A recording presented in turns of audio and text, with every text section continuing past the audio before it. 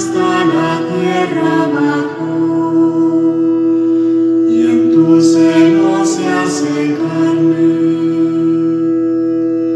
como atestigua la fe, purgó al mundo de sus males, y virgen quedó en el parto. Quien fuera virgen y madre, a ti, Madre de piedad, dan gracias todos los hombres, y pues que reinas con Cristo, obtenos sus bendiciones.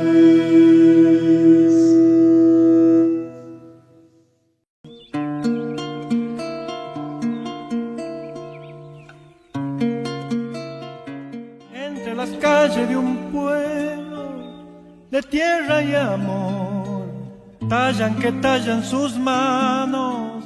Entre los mates cebados, un simple quebracho que espera ser Dios. ¡Qué dichoso árbol!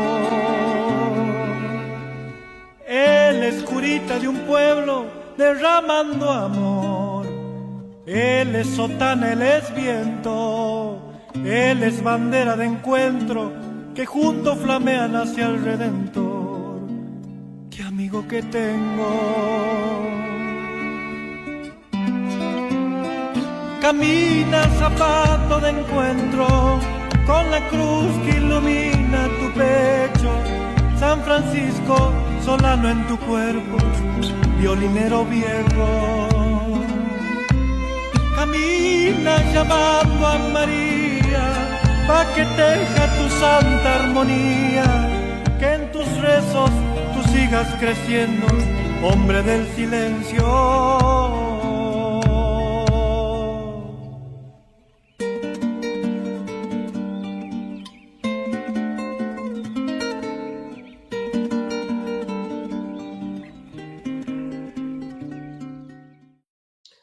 Queridos hermanos, una nueva edición, pero en un nuevo año. Bueno, muchas de las personas, los cristianos católicos, han estado festejando en familia. Otros que no han entendido nada han estado festejando de modo más pagano, porque bueno, es el fin de año, está bien.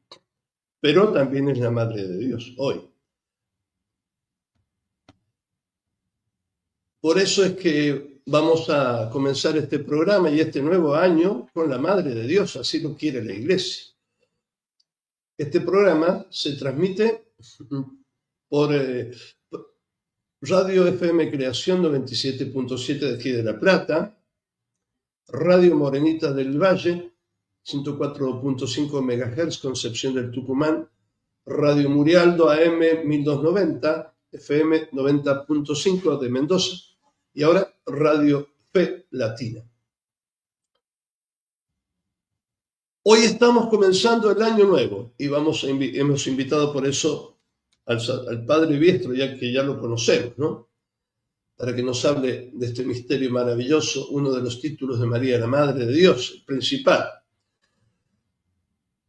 Estamos comenzando el año, dijimos, el año nuevo que Dios nos da, y nada más necesario que desearles a todos nuestros seguidores y a todo el mundo, hoy más que nunca, un año 2025, pero de paz.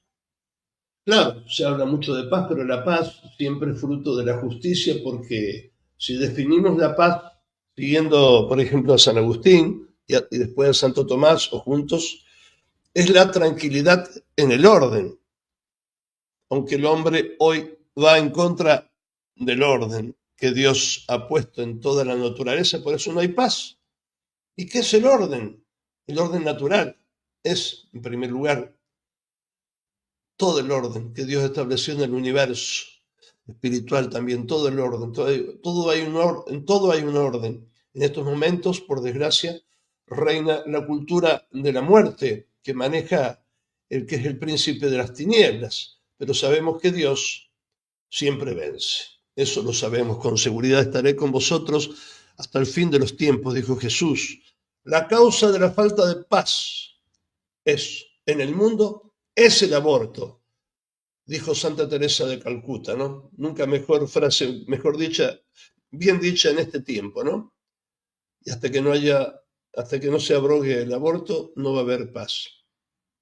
A eso se agrega, lógicamente, la monstruosa, fea y mentirosa rebelión de la ideología de género, que contradice todo ese orden establecido por Dios, porque la rebelión es siempre el sello del maligno, ¿no? Y todos los que siguen al maligno son hijos de ese maligno, ¿no? En cambio, los que siguen a Dios son hijos de Dios, ese orden que Dios estableció. La Iglesia siempre ha querido, siguiendo el orden divino de la redención, comenzar el año con la Santísima Virgen María, la Madre de Dios y nuestra Madre. Madre del cuerpo místico cuyos miembros somos todos nosotros. Por eso así se empieza el año, bien empezado. Así vino Jesús también por primera vez a través de María, así que está todo perfecto. Es el molde de Dios, digamos así, ¿no? Ese orden. Por María nos vino el Salvador, por María vendrá también la paz, la salvación del mundo. Siempre fue así. También en los últimos tiempos, allá en el Tepeyac, ¿no? Fue así también, ¿no? Y en todos lados. También en los últimos tiempos, decía, ella, María, nos traerá nuevamente al Salvador en la parucía. Hace unos días, el 25 de diciembre, hemos comenzado el año santo jubilar, el 2025 aniversario del nacimiento de nuestro Señor Jesucristo, que se extenderá hasta el mes de diciembre. Por eso hoy, ahora sí, hemos invitado nada menos que a quien nos hable bien de María, el padre Carlos Biestro, para que nos hable tan bien de María como él lo sabe hacer y que llega a la profundidad de nuestro corazón, como ya lo hemos escuchado en otros programas. Bueno, digo algo así breve de su trayectoria, de su currículum. Estudió filosofía en Buenos Aires, la UBA, estudió su seminario en Paraná y fue ordenado sacerdote en 1980. Enseñó en varios seminarios del país filosofía y teología. Participó en varios congresos teológicos en Europa. Es autor de varios libros y artículos que fueron publicados en revistas especializadas en Argentina. Me acuerdo de ese hermoso libro de El Jardín Cerrado, ¿no? Qué maravilla, entre otros, ya sé que entre otros, por supuesto. Una parte importante de su apostolado ha sido la difusión de las obras del padre Castellani. Bueno, querido padre, ahora sí, por fin lo presentamos a nuestro querido padre Biestro. ¿Cómo le va, padre? Buen día. Buenos días, muchas gracias. Un saludo a los que siguen este programa y deseo de santo y feliz 2025. Gracias, padre. Bajo la protección de María. Sí, padre, así es. Bueno, muy bien. Pocos días atrás hablamos de la Santísima Virgen y vimos que es socia de Cristo en la obra de la redención. Por eso la llamamos corredentora y medianera de todas las gracias. Pero hoy la consideraremos como Madre de Dios, ya que es la solemnidad que hoy se celebra la Iglesia, y la relación que ella tiene con la Trinidad, porque lo eterno es mucho más importante que lo temporal. En primer lugar, tenemos que observar que la primera revelación bíblica de la Trinidad es, en la Sagrada Escritura, es la escena de la anunciación del arcángel San Gabriel a la Virgen María en Nazaret. En un diálogo escalonado en 3 etapas, entre el ángel y la Santísima Virgen, el ángel comienza diciendo, el Señor está contigo. Darás a luz un hijo que será llamado Hijo del Altísimo, y él reinará sobre la casa de Jacob. El Espíritu Santo te cubrirá con su sombra. Muy bien. Cuando le dice el Señor está contigo, se refiere al Padre. Cuando dice que el fruto del vientre de María será llamado Hijo del Altísimo, se refiere al Hijo, que en María toma una naturaleza humana, recibe una nueva generación, esta vez según la carne. Y cuando dice el Espíritu Santo te cubrirá con su sombra, se refiere a la tercera persona divina, al amor personal de Dios, el Paráclito o Espíritu Santo. Esta es la primera revelación bíblica de la Santísima Trinidad, que luego Cristo confirmará con su enseñanza. Ahora bien, ¿cuál es la relación de la Santísima Virgen con la Trinidad? Para responder a esto, conviene recordar que durante varios siglos en su inicio, la Iglesia fue sacudida por una gran herejía, el arrianismo.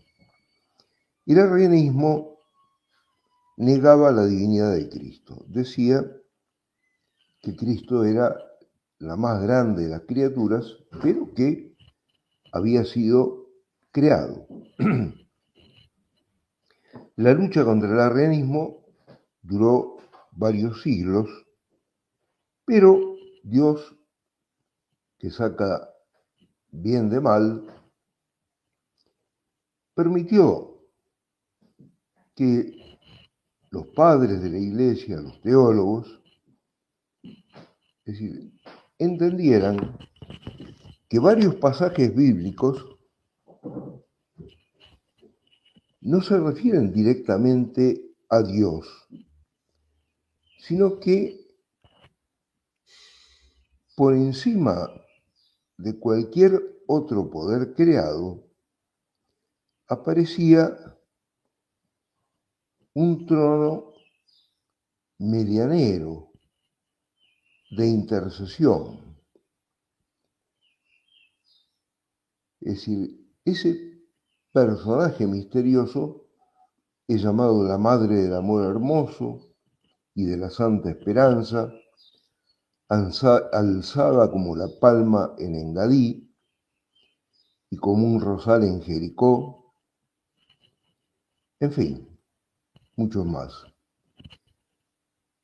En el Nuevo Testamento tenemos en el Apocalipsis, justamente la revelación central del Apocalipsis, la mujer vestida de sol y la luna bajo sus pies, y sobre su cabeza una corona de 12 estrellas.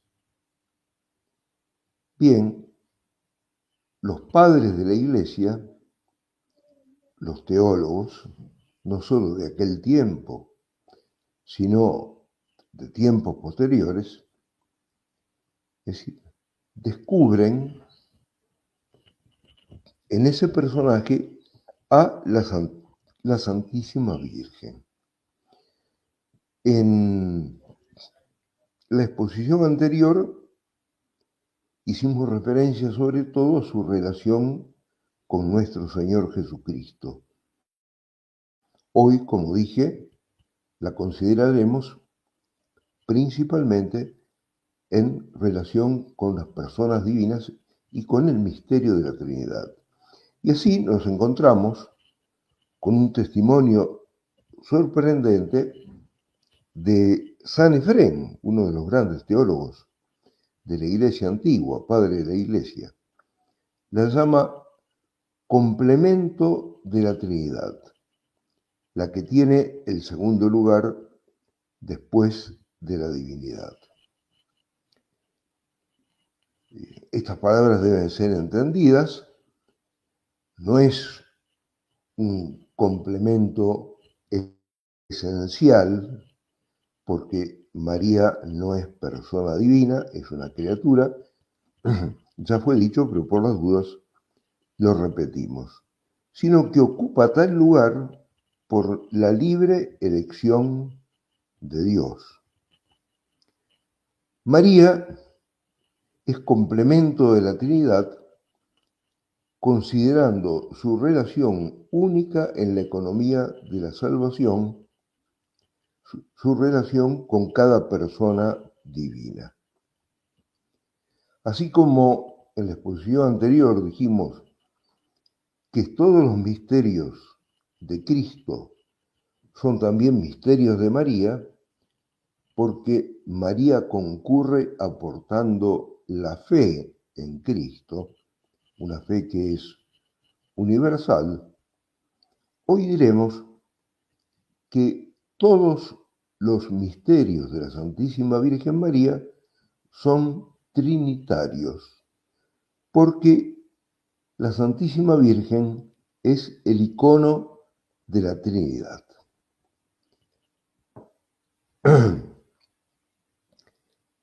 San Luis María Griñón de Montfort dice: el gran molde de Dios hecho por el Espíritu Santo para formar al natural un Dios hombre por la unión hipostática y para formar un hombre Dios, los creyentes, por la gracia, es María. Y añade esto, que es lo que ahora nos interesa: ni un solo rasgo de la divinidad falta en este molde. San Andrés de Creta dice: al abandonarse en las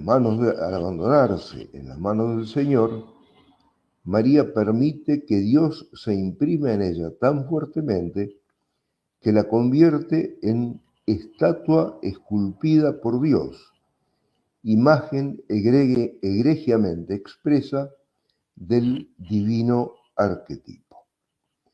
Una mística medieval, una mística importante, muy importantes revelaciones, Santa Gertrudis de Helsta, escribe que en determinado momento la Trinidad se le apareció como una fuente del que emanaban 3 arroyos impetuosos, las 3 personas divinas, que se concentraban en el corazón de María, y de ahí volvían a retornar a su fuente.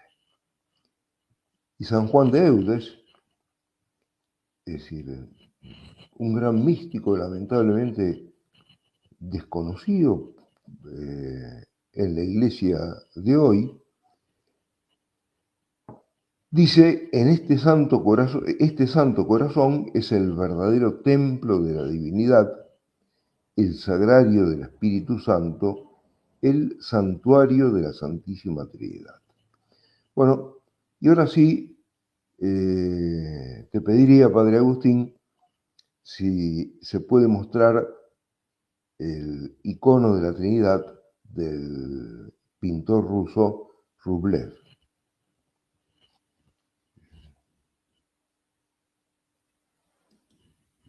Ahí lo tenemos. Muy bien. Bueno, para volver a... Muy bien. Este es el icono más famoso. Representa a los 3 ángeles, es decir, que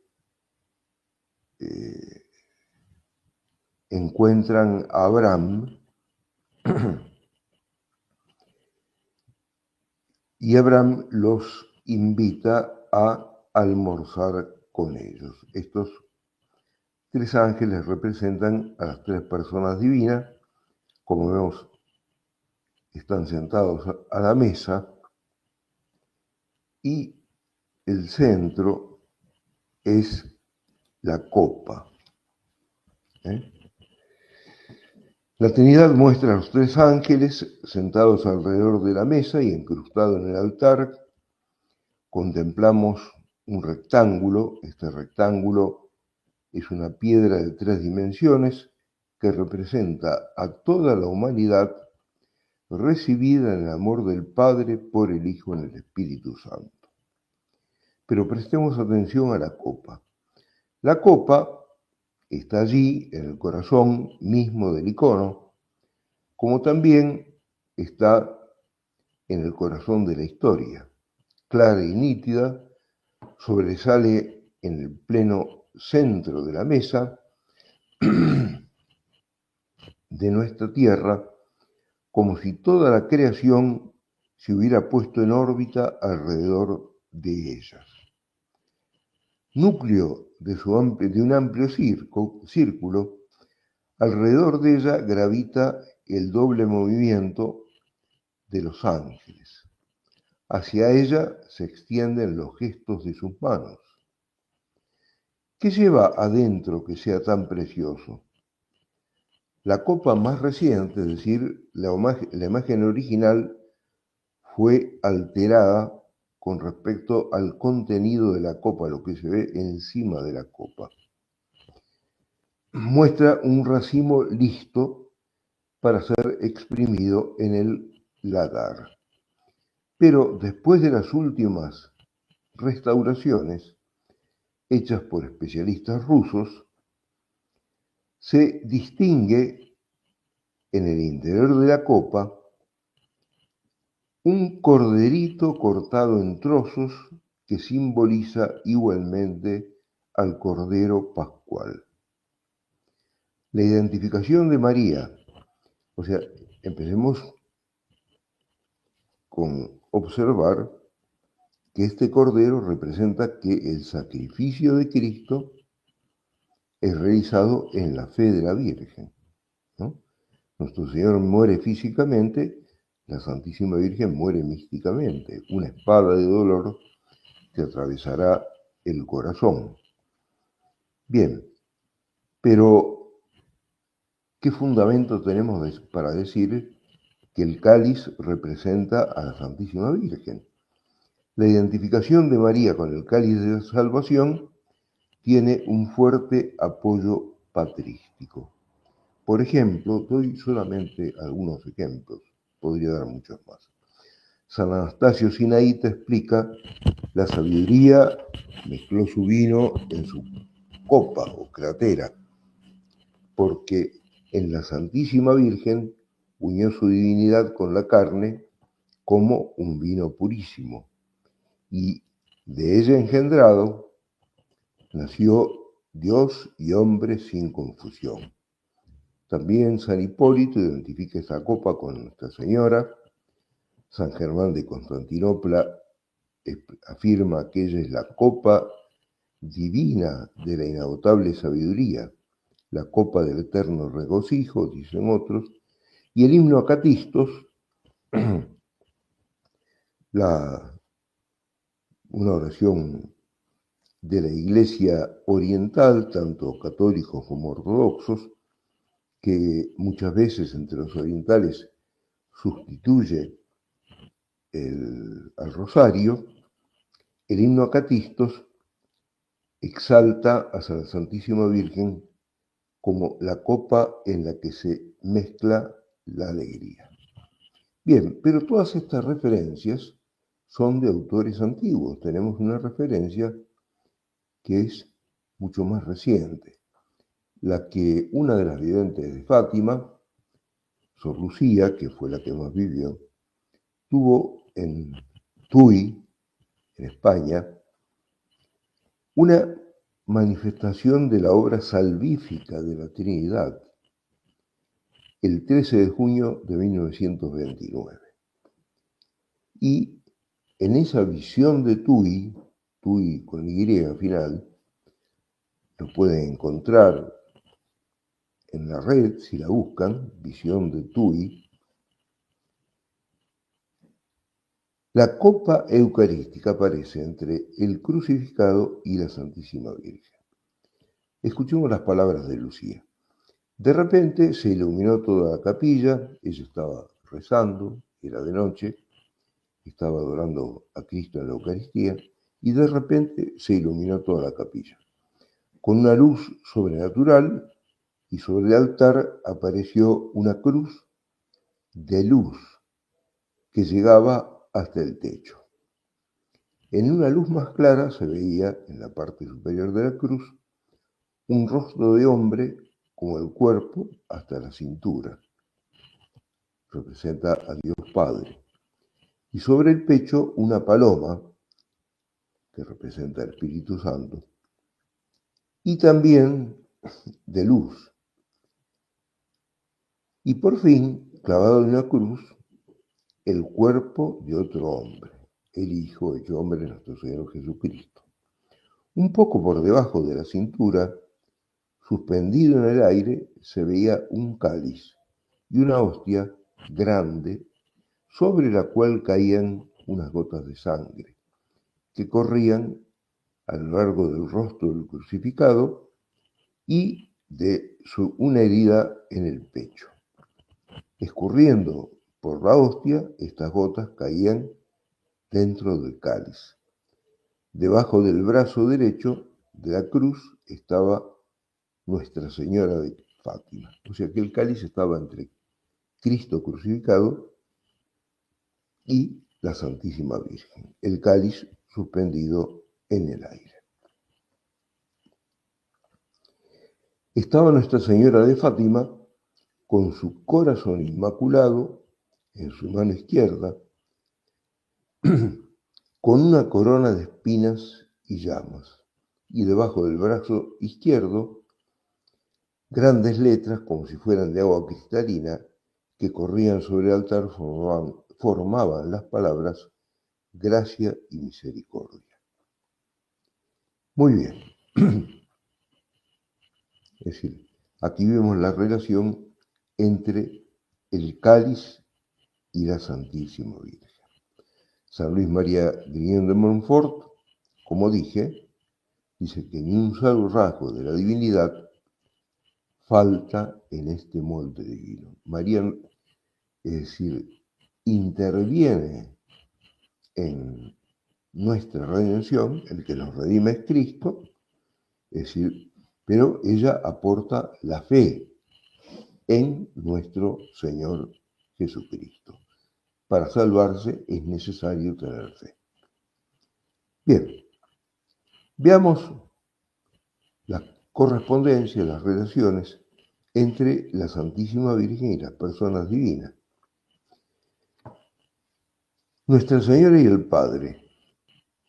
San Francisco de Asís la llama hija primogénita del Padre. María es hija primogénita del Padre, no por naturaleza, como es nuestro Señor Jesucristo, sino por gracia, por adopción. Y esto antes de todos los siglos en la mente de Dios. San Juan de Eudes dice, ¿no es extraordinariamente prodigioso ver que una hija de Adán puede engendrar al Santo de los Santos, engendrar a Dios, ser madre de Dios, del mismo Hijo que tiene a Dios por Padre y pueda decirle, tú eres mi Hijo, hoy te he engendrado? En ambas concepciones, el Verbo emana como un desborde del corazón del Padre y de María. San Agustín afirma que la Santísima Virgen, llena de gracia, concibió antes con la mente que con el vientre. Es decir, que la Santísima Virgen concibe a Cristo ante todo por medio de su corazón. De modo que, así como quien ve a Cristo ve al Padre, según lo dice el Evangelio, de modo análogo, no igual, pero sí análogo, podemos decir que quien ve a Cristo ve a la Santísima Virgen, porque todo lo que podemos ver en Cristo, todo lo corporal, lo que captan nuestros sentidos, todo lo ha recibido de la Santísima Virgen. Veamos ahora la relación que ella tiene con el Hijo. Cuando el Papa Pío IX publicó la bula sobre la Inmaculada Concepción en el año 1854, dijo que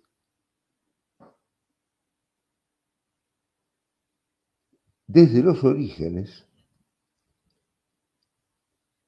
María, junto con Cristo, como madre, pero también como socia de Cristo, fue predestinada a la misión que Dios le había asignado.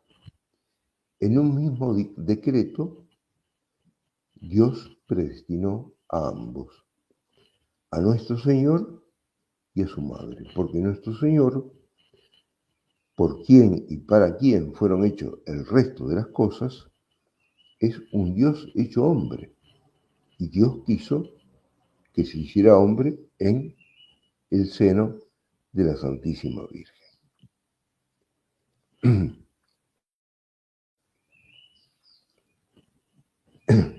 Esto se debe a que en aquel mismo instante no solo estaba el Hijo con el Eterno Padre y el Espíritu Santo, cuando Dios predestina en un mismo decreto a Cristo y a María, en la unidad de la naturaleza divina, pero también la humanidad que el Verbo había de tomar estaba en primer lugar de todo lo creado, previsto e ideado en la mente de Dios Padre, y con la humanidad de su Madre Santísima, que la había de administrar de sus purísimas entrañas. Y en estos dos personajes estuvieron previstas todas sus obras. Es decir, que Dios crea el mundo para Cristo y para María, aunque, por supuesto, no estén en el mismo nivel. María y el Espíritu Santo. Volvemos a San Juan de Eudes. La Santísima Virgen y el Espíritu Santo, cada uno en su propio orden, son frutos del corazón de Dios, sellos en el corazón de Dios. El desposorio del Espíritu Santo con Nuestra Señora hace que el corazón admirable de la predilecta de Dios venga a ser imagen exacta del adorable corazón de Dios y de Dios hecho hombre. Al desposarla, el Espíritu Santo no solo la convierte en morada del Hijo, sino también hace de ella nuestro templo o tabernáculo, pues le concede las gracias necesarias para que nos introduzcamos en el secreto de su corazón inmaculado y ella se introduzca en el nuestro para que Cristo lo regenere. San Luis María Griñón de Montfort resume esto diciendo: Espíritu Santo, acordaos de producir y formar hijos de Dios con vuestra divina y fiel esposa María. Vos formasteis la cabeza de los predestinados en María, y en María y con María debéis formar a todos los miembros del cuerpo de Cristo. María y la Iglesia. Así como el arca era el tesoro y la gloria y la alegría del pueblo judío, el principal misterio de su religión, su escudo y su defensa como los que le atacaban, contra los que le atacaban, y el terror de todos sus enemigos, así el venerable corazón de nuestra reina es la gloria, el tesoro y la alegría del cristianismo. Este es el primer objeto que debemos mirar después de Dios. El arca contenía las tablas de la ley, contenía un vaso con el maná y además la vara seca de Aarón que había florecido. Pensemos en esto. ¿Qué representaban las tablas de la ley? El misterio de la encarnación. En las tablas de la ley, la palabra de Dios había sido grabada en la materia. En la encarnación, el Hijo de Dios toma un cuerpo humano. El maná, como sabemos, representa a la Eucaristía. Y la vara seca de Aarón, que renace, que florece y da fruto, es un anticipo en el Antiguo Testamento del misterio de la cruz, en la que Cristo muere, pero triunfo que manifiesta en la resurrección. La vara de Aarón representa la cruz en la que Cristo toma nuestra muerte para vencerla. Bien, como el arca es una figura de María, arca de la alianza,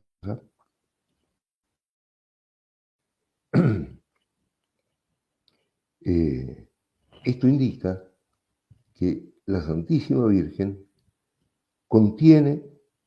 encierra en su seno a toda la Iglesia, cabeza y cuerpo de Cristo. Es decir, así como el arca encerraba diversas realidades que miraban al futuro para representar la encarnación, la Eucaristía y la cruz. San Luis María Grignon de Montfort dice: Cristo murió por todos, pero solo salva a quienes introduce por el consentimiento a la gracia. Dios nos salva a la fuerza. Cristo murió por todos, pero solo salva a quienes introduce en el seno de la Santísima Virgen. Quiere decir que así como la Santísima Virgen es la que recibe la cabeza del cuerpo místico, a Cristo, en la encarnación, se salva cuantos son introducidos en el corazón de la Santísima Virgen para pertenecer al cuerpo de Cristo. La cuestión de la maternidad divina que hoy celebra la Iglesia fue motivo de una discusión, es decir, muy fuerte. Llegó a convocar un concilio ecuménico, el de Éfeso, en el año 431. Y el principal representante de la ortodoxia, que declaraba a María verdadera Madre de Dios y no simplemente Madre de la humanidad de Cristo, fue San Cirilo de Alejandría. Por favor, presten atención a las palabras que entonces San Cirilo dijo en el concilio de Éfeso y el valor que atribuye a la Santísima Virgen. San Cirilo dice: te saludamos a ti, que encerraste en tu seno virginal aquel que es inmenso e inabarcable. A ti, por quien la Santa Trinidad es adorada y glorificada, por quien la cruz preciosa es celebrada en todo el orbe, por quien se alegra el cielo, por quien son puestos en fuga los demonios, por quien la criatura caída en el pecado es elevada al cielo, por quien toda la creación, sujeta a la insensatez de la idolatría, llega al conocimiento de la verdad, por quien los creyentes obtienen la gracia del bautismo y el aceite de la alegría, por quien han sido fundamentadas las iglesias en todo el orbe de la tierra, por quien todos los hombres son llamados a la conversión. Un teólogo contemporáneo italiano de apellido Toniolo escribe que estas palabras expresan en síntesis la lectura patrística más profunda del misterio de María en cuanto Madre de Dios. Theotokos, que es como así se la llama en griego, para significar Madre de Dios. Las palabras de San Cirilo de Alejandría en Éfeso expresan la presencia radical de María en el misterio de Cristo encarnado y de la Iglesia. María está en la raíz de la venida del Hijo del Dios Salvador. María está en el corazón de la divina economía, preanunciada por los profetas, predicada por los apóstoles, celebrada por los ángeles, obstaculizada por los demonios, creída por los paganos.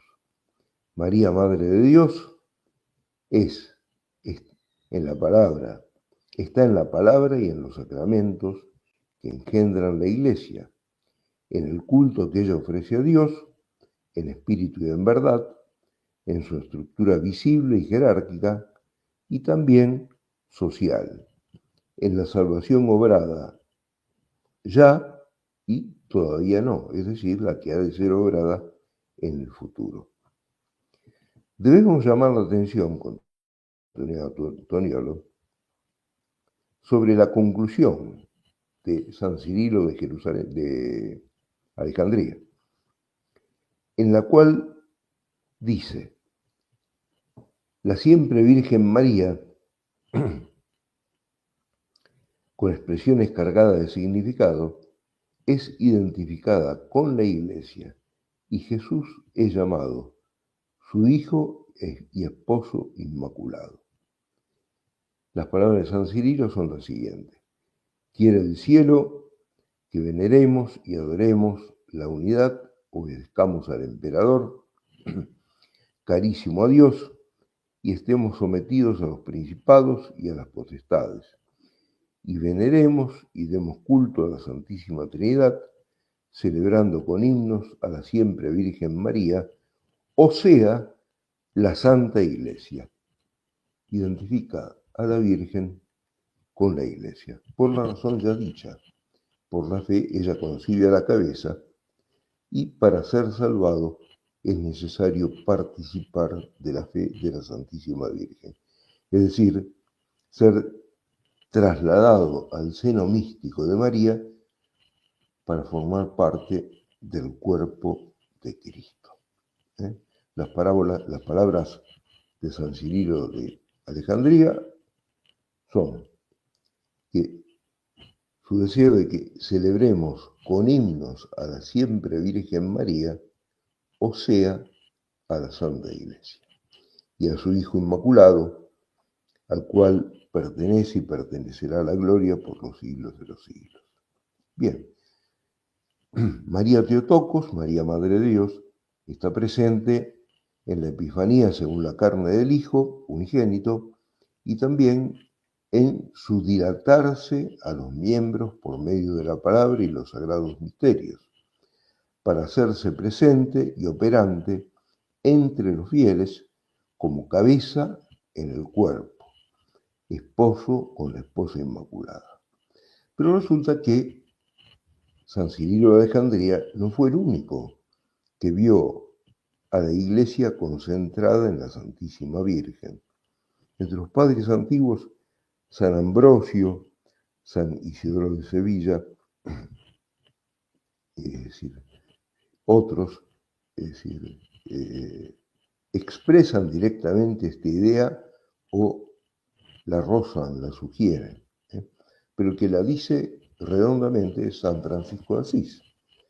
Después de haber tenido una iluminación mientras rezaba ante el crucifijo de San Damiano, San Francisco de Asís compone el oficio de la Santísima Virgen Y en ese oficio se leen, entre muchas otras, estas palabras: Ave Señora, Santa Reina, Santa Madre de Dios, María, que eres la Virgen hecha Iglesia. Por ser la madre del Verbo, dice el padre Johannes Schneider, que habita entre nosotros, Nuestra Señora es la morada, el palacio, la casa del Verbo que habita entre nosotros, cuyo sentido místico descubre San Francisco con su comparación con la Iglesia. En la Iglesia, pues,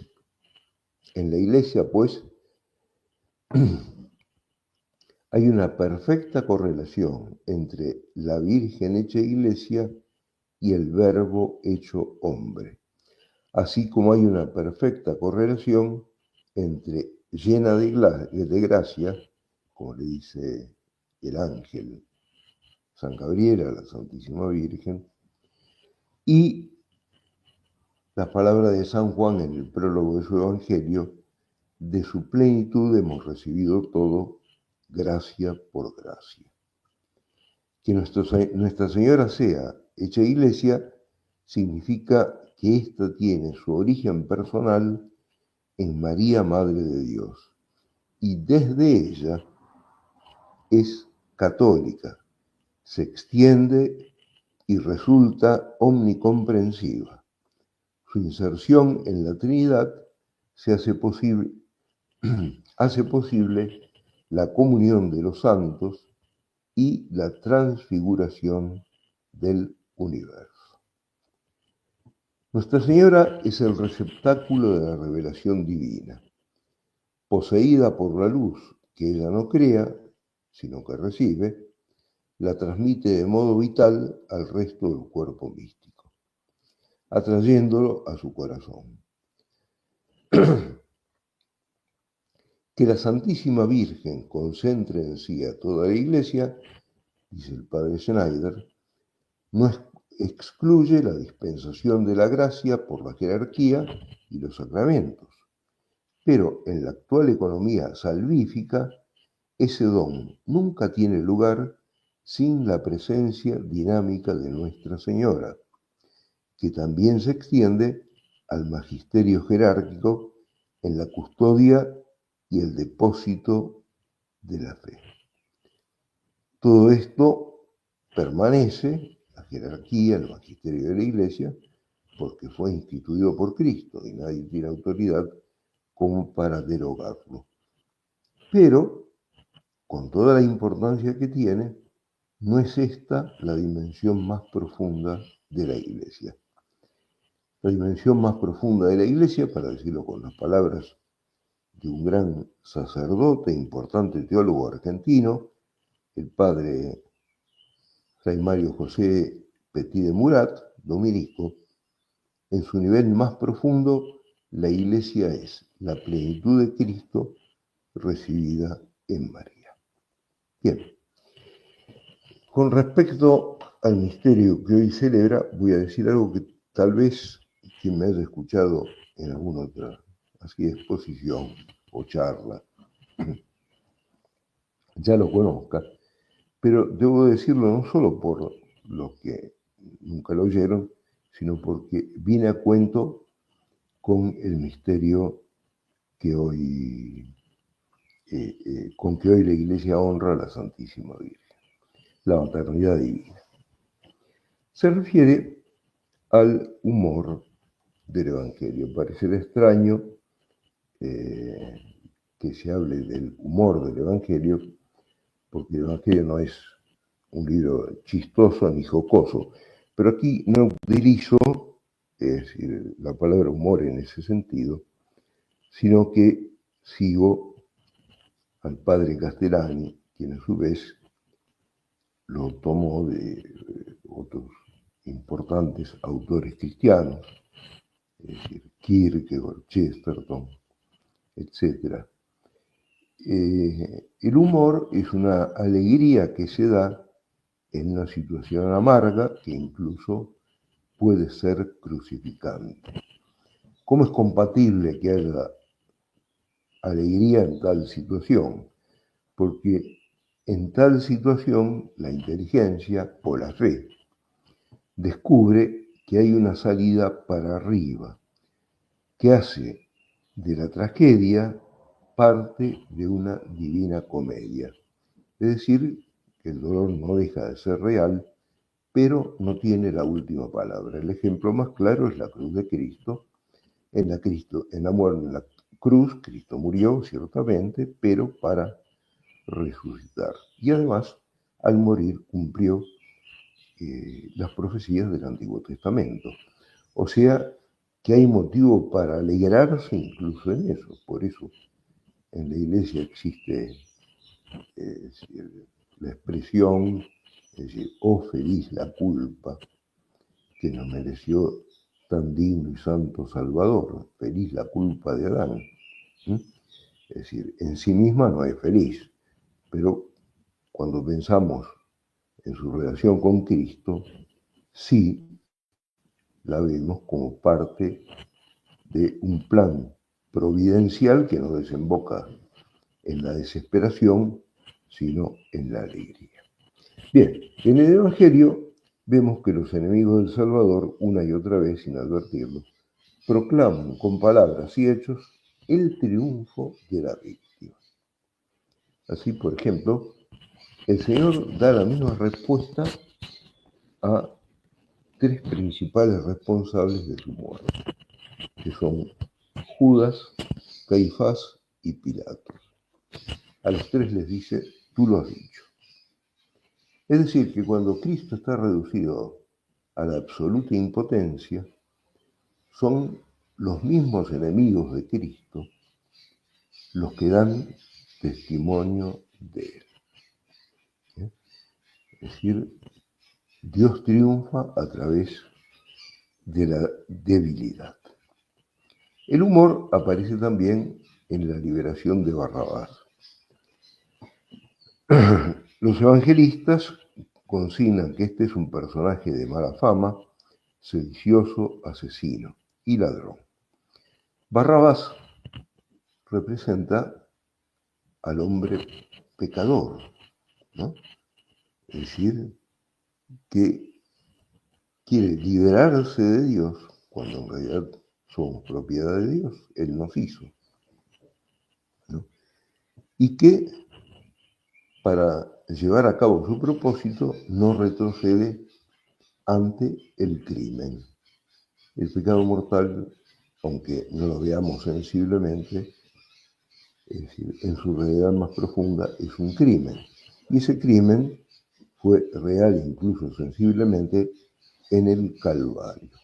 Bien, pero resulta que la condena de Cristo obtiene la liberación de Barrabás.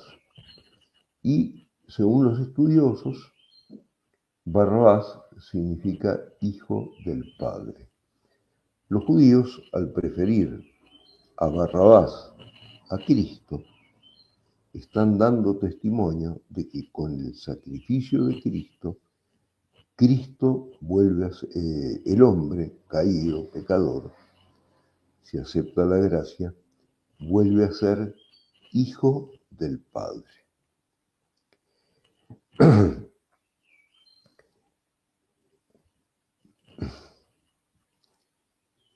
Es decir, el humor aparece sobre todo en el título de la cruz.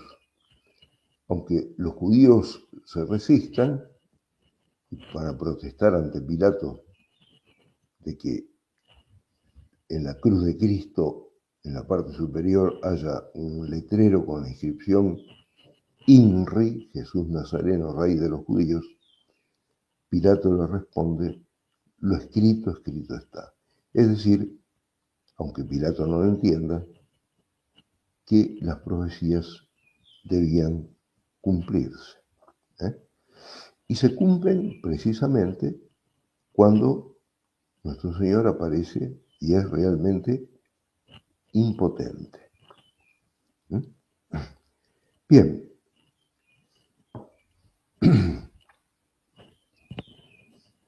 Pues bien, nos parece que algo semejante ocurre hoy con la bandera de Israel. Es decir, que está dando testimonio de que María es la Madre de Dios. Estos datos los saco de Wikipedia, que no es sospechosa de ser una fuente cristiana. Todos conocemos la bandera de Israel. Son dos triángulos superpuestos, uno en la posición normal, la base abajo y el vértice opuesto a la base arriba, pero el otro invertido. Bien.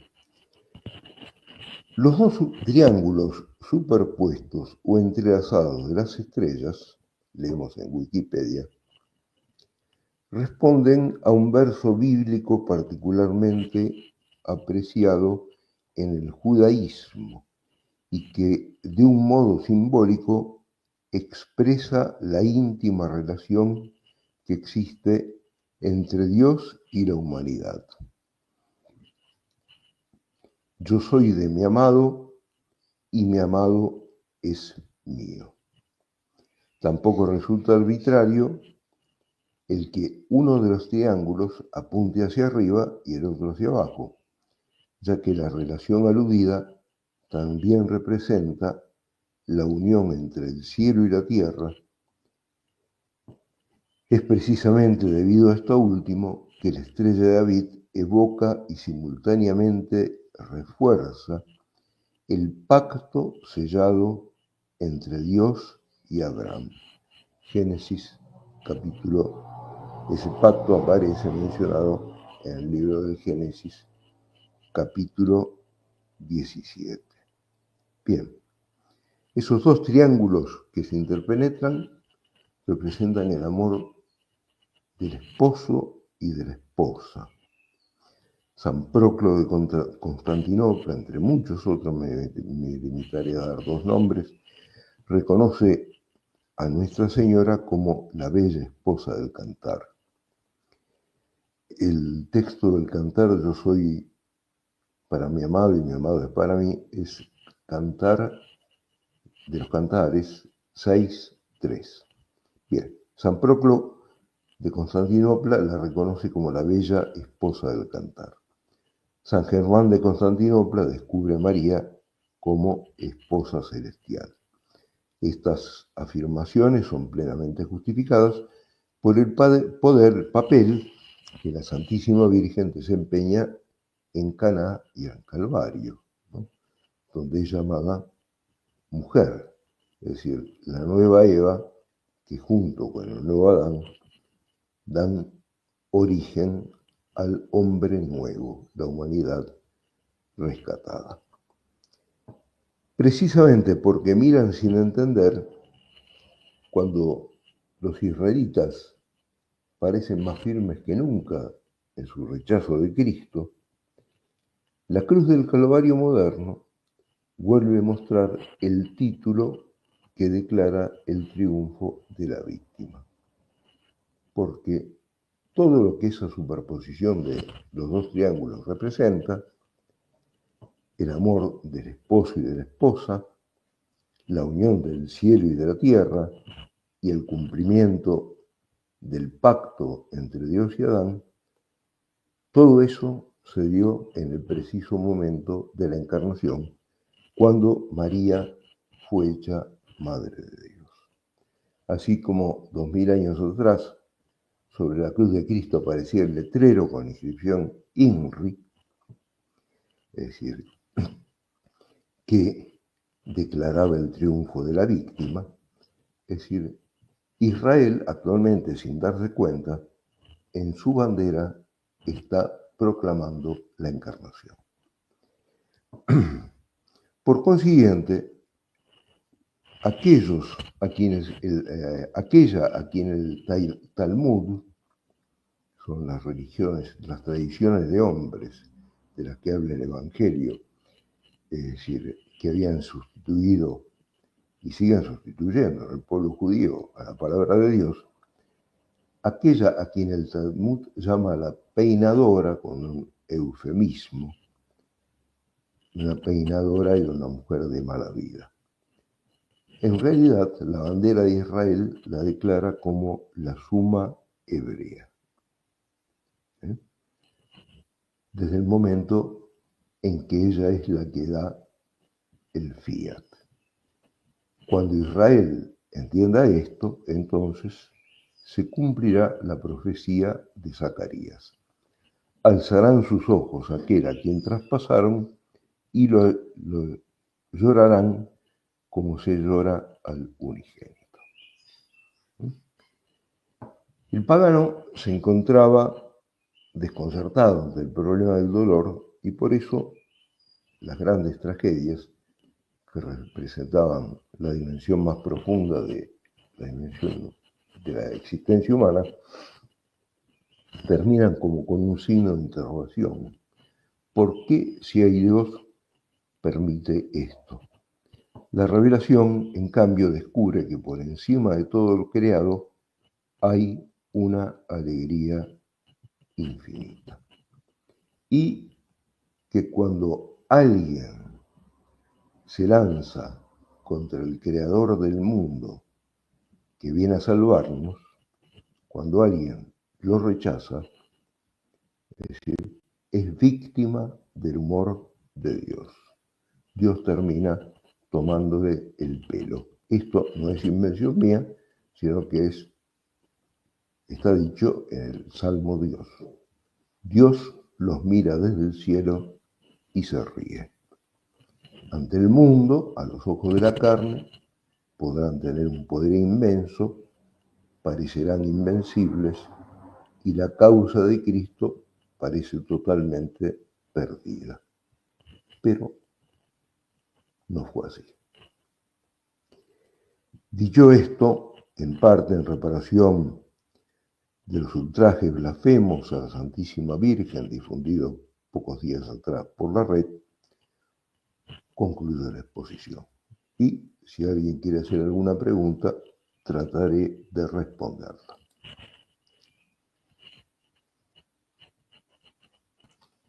Querido padre, como siempre, maravilloso, profundísimo. Padre, ¿me escucha? Muy Sí, bien, sí, ¿eh? escucha. Sí, Hermoso. Sí. Salió, bueno, uno queda admirado. Uno ya tiene fe en el misterio, pero profundizar de esta manera es recrearse, ¿no? Nace en uno, se agranda la esperanza por el misterio explicado por usted. Se agranda la esperanza, la fe y el amor a Dios, ¿no? Y a la Virgen. Usted cuando dijo esto me llamó la atención, varias cosas me gustaron mucho. Cuando los judíos, dice, cuando el judío comprenda esto, llorarán y mirarán al que traspasaron.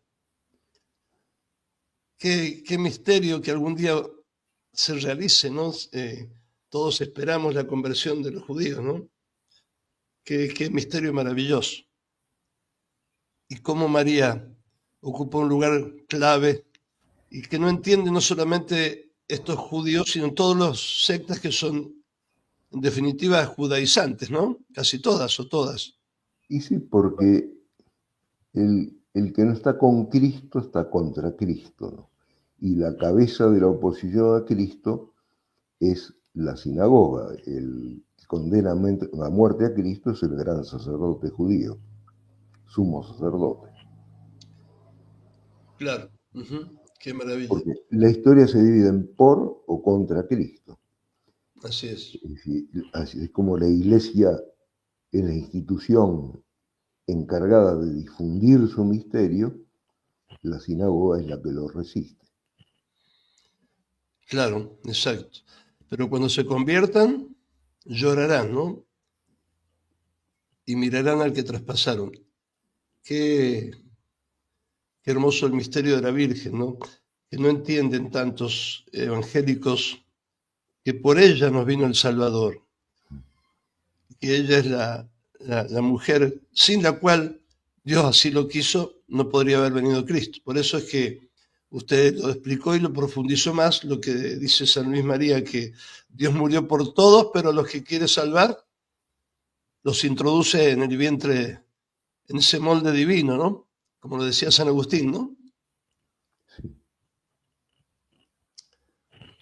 Las preguntas no tengo ninguna, simplemente admiro todo lo deleitoso que es rumiar este misterio de la maternidad divina, ¿no?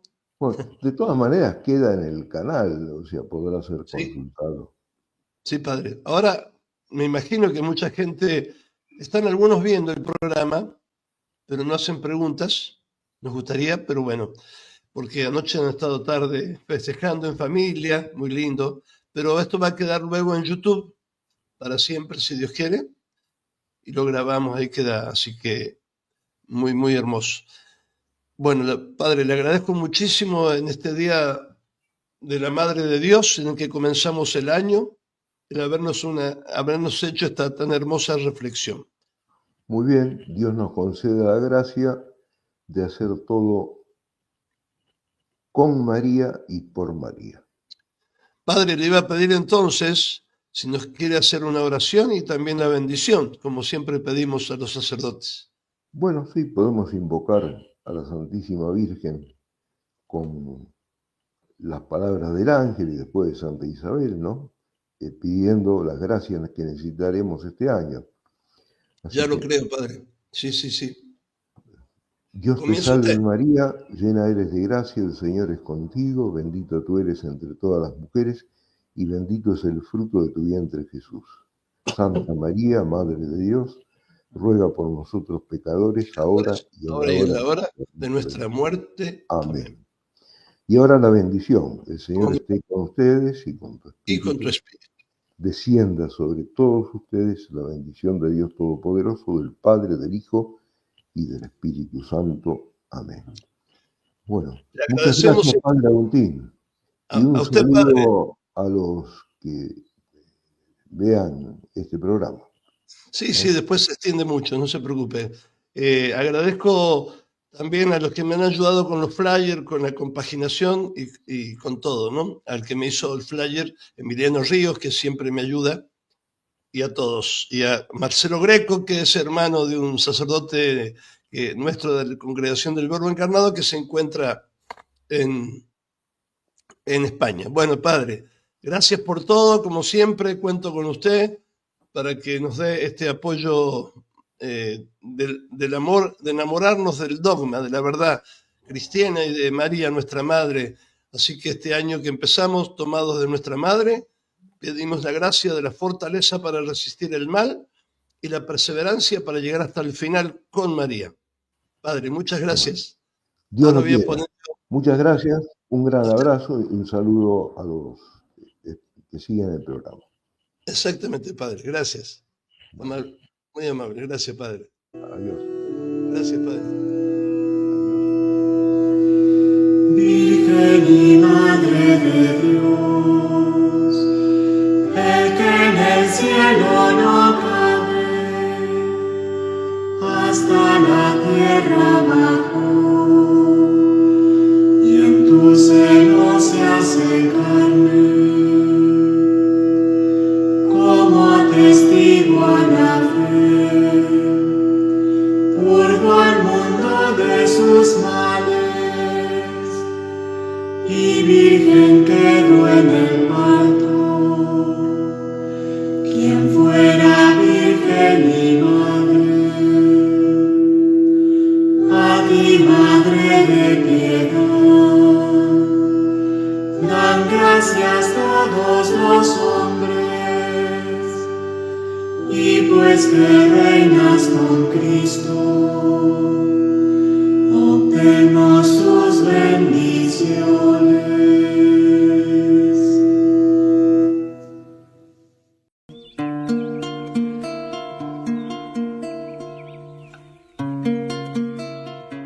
Entre las calles de un pueblo de tierra y amor, tallan que tallan sus manos.